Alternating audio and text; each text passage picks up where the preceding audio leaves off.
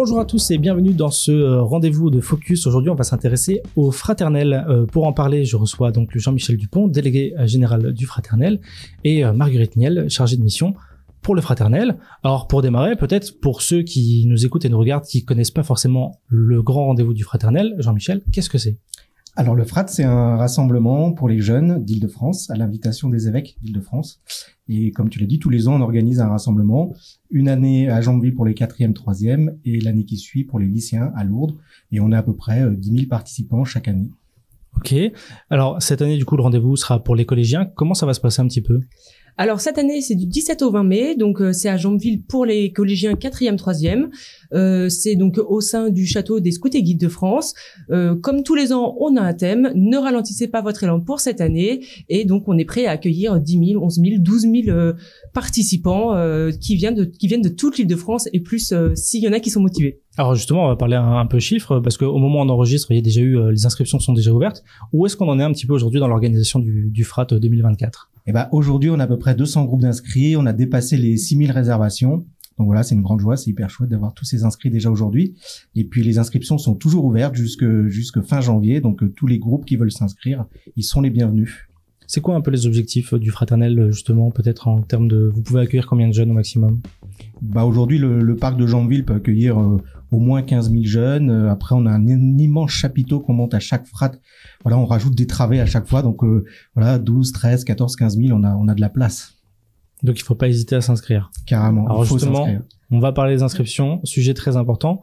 Vous disiez, si déjà plus de 6 000 inscriptions à ce jour, comment ça se passe un peu les inscriptions ? Parce que le Fraternel, c'est un festival, mais c'est pas un festival où on achète sa place pour venir.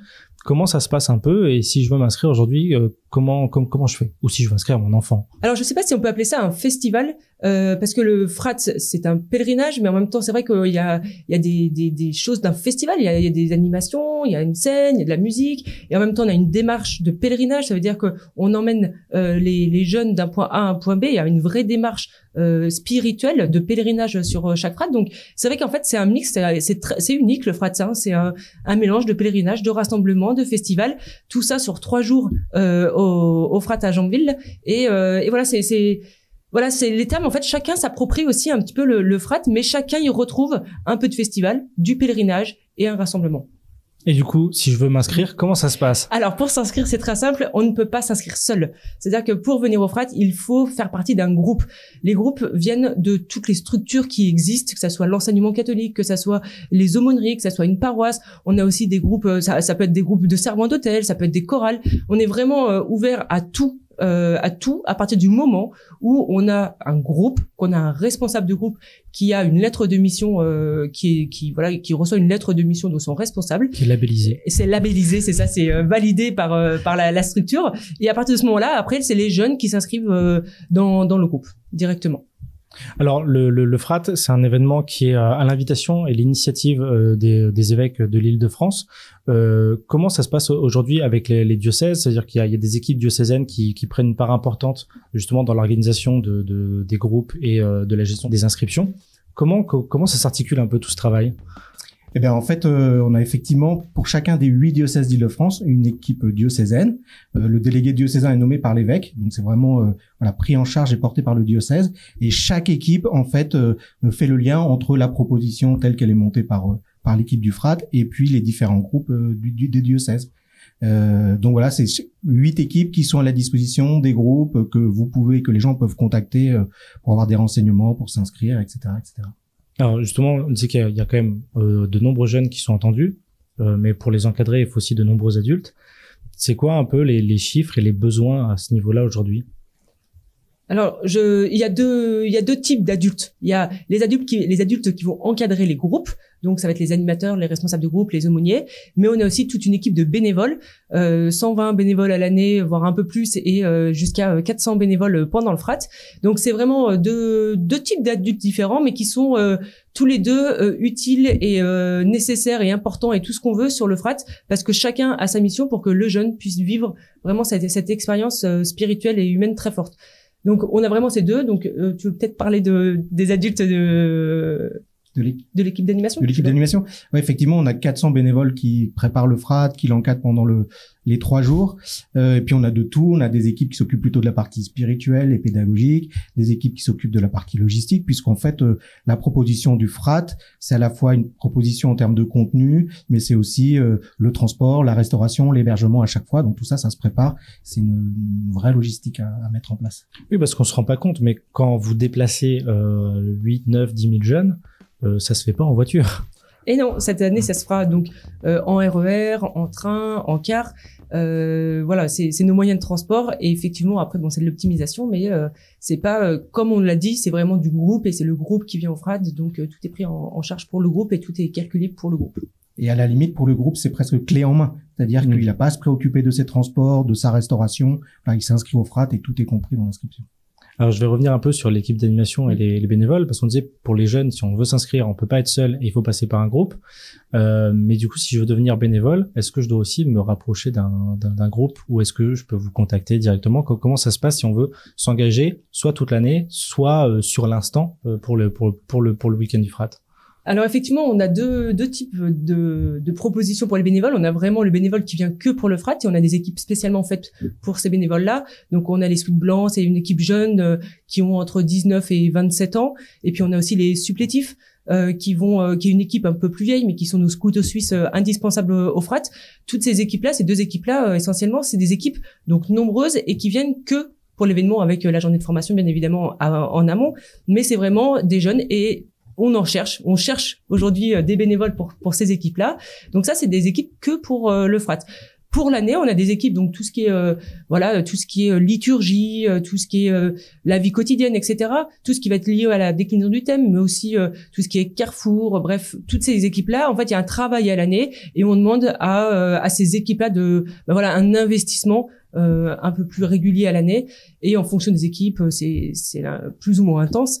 Mais voilà, c'est deux types d'équipes différentes. Et alors pour ces équipes-là, on cherche encore un petit peu de bénévoles, mais moins que les grosses équipes comme les supplétifs et les scouts blancs qui accueillent qui sont là présents pendant le frat. Et qui ont des besoins. Et qui ont des besoins, exactement. Alors, si on revient un peu sur le programme de 2024, qu'est-ce qui va se passer pour les jeunes pendant 3 jours à Jambeville? Qu'est-ce qui les attend? On disait, il y aura de la musique, il y aura des temps spi, le frat est venu. Enfin, qu'est-ce qui va un peu attendre ces jeunes pendant 3 jours? Qu'est-ce qu'ils vont vivre? C'est quoi un peu le programme qu'on leur propose?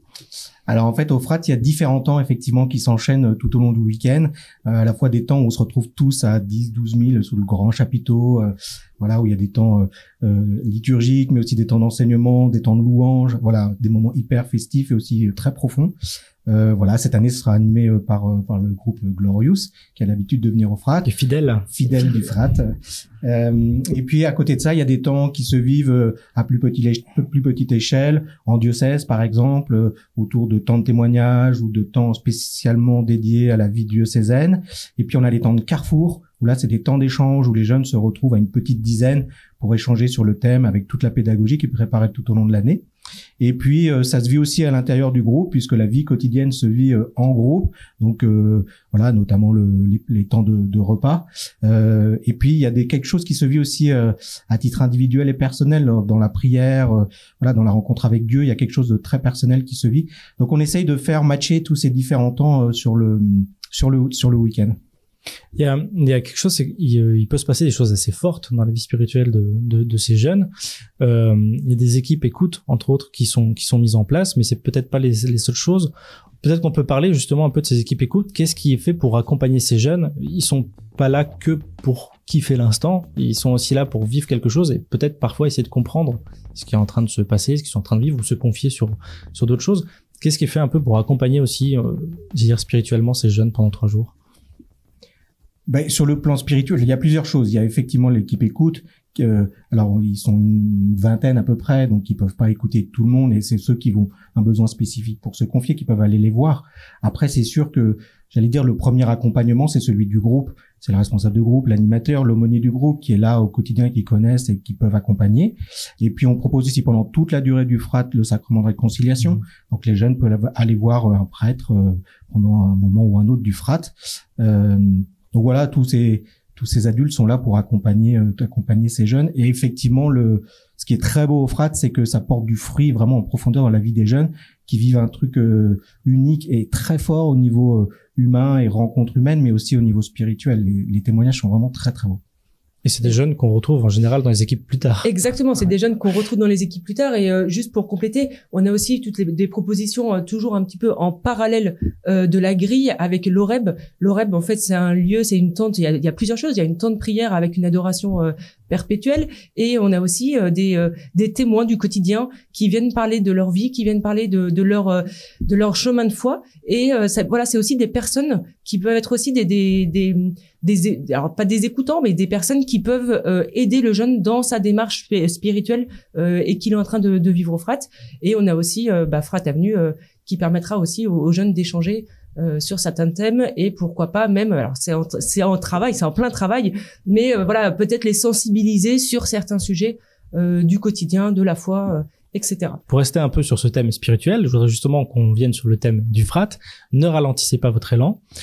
Pourquoi ce choix, pourquoi ce thème, surtout à 3 mois avant les Jeux Olympiques? Alors, juste avant de donner la parole à Jean-Michel, on n'a pas précisé quand même une chose importante au Frat, c'est que pour chaque Frat, on a quand même un prêtre responsable. Donc, pour le Frat de Jambouille cette année, c'est le père Philippe Néouz, qui est donc prêtre diocésain de Paris. Et on a aussi un évêque accompagnateur qui, pour le Frat de Jambouille, est Monseigneur Guillaume de Lille, qui est évêque à Meaux, évêque auxiliaire à Meaux. Donc voilà, c'était juste pour parce que en fait, dans la démarche du choix du thème, c'est vrai que ces deux personnes-là, c'est quand même là, ça vient un petit peu d'eux. Donc c'est eux qui font la proposition et nous souvent on adhère et donc on la valide avec eux.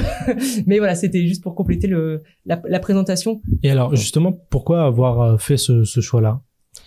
L'idée c'était à l'approche des Jeux Olympiques, effectivement, de pouvoir surfer un peu sur cette thématique-là.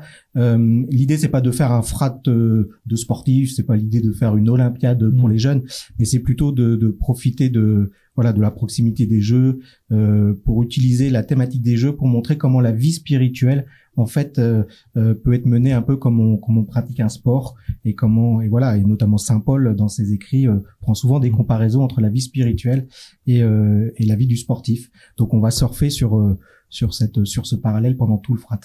Donc pas la peine d'être un grand sportif pour revenir au Frat. Tout le monde est bienvenu. Oui, du coup, j'espère qu'on aura un très bel hymne de Glorious pour cette édition. On espère aussi.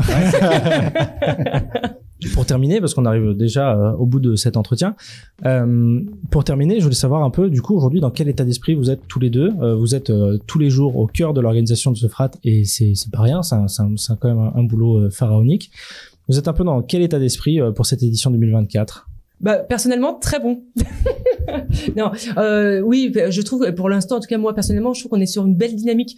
Ça y est, avec le Covid, on a redémarré le Frat. Il y a eu l'épisode 2022 où c'était le vrai démarrage. On a eu 2023 à Lourdes qui s'est super bien passé avec des super retours et de plus en plus de jeunes touchés. Et là, le départ commence vraiment très bien. On est vraiment sur une belle dynamique, que ça soit au niveau des jeunes, des groupes, nos équipes bénévoles. Vraiment, il y a vraiment sur quelque chose de très positif. On espère qu'il se poursuivra, mais il y a quelque chose de beau qui se crée et qui se forme déjà dès maintenant. Donc moi, je suis plutôt sur une bonne dynamique. Voilà. Ouais, puis c'est hyper chouette de voir tous ces adultes en fait qui se mettent au service des jeunes au travers du Frat. Enfin, je trouve que nos équipes de bénévoles, pour le coup, on a de la chance, on n'a pas trop de mal à recruter, les gens viennent, mais aussi tous les bénévoles qui sont dans les groupes, les responsables de groupe, les animateurs. C'est un très bel engagement aussi pour les jeunes et pour la jeunesse de monter un groupe pour le Frat. Donc ça, c'est hyper enthousiasmant pour nous de voir tout ce monde qui est enthousiaste à l'idée de cette proposition, surtout après les années de Covid qui ont été un peu compliquées, quoi. Donc aujourd'hui, c'est hyper chouette. Ouais. Bon, alors peut-être le mot de la fin, qu'est-ce qu'on dit à un jeune qui se pose la question de venir au Frat, qui sait pas s'il doit venir ou pas? Ne ralentis pas ton élan. Inscris-toi, c'est clair. Bon, parfait. Merci beaucoup, Jean-Michel. Merci, Marguerite, d'être venu répondre à nos questions. Si on a des questions sur le Frat, on peut retrouver toutes les informations sur le site frat.org et on peut vous contacter, que ce soit pour s'inscrire ou pour être bénévole. À l'adresse contact@frat.org. Parfait. Merci pour tout. Bonne continuation, bonne organisation du Frat et puis on se voit l'année prochaine du coup. Avec plaisir. Avec plaisir. Merci. Merci.